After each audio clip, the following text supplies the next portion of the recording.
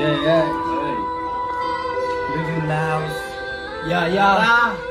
ल यहाँ केटाहरु सब है ल आत्माले शान्ति पाओस् विचारलाई हजुरहरूको लागि समर्पित डेडिकेट गर्न चाहन्छु सबै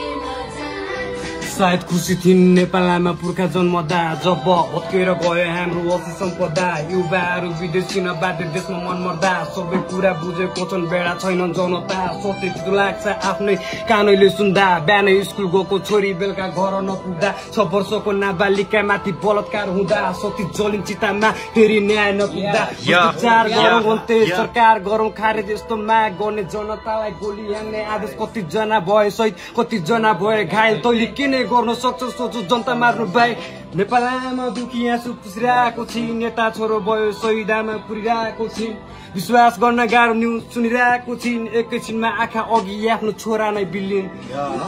नेपाल हाँसेको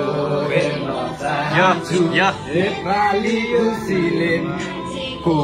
हेर्न चाहन्छु म नेपाल हाँसेको हेर्न चाहन्छु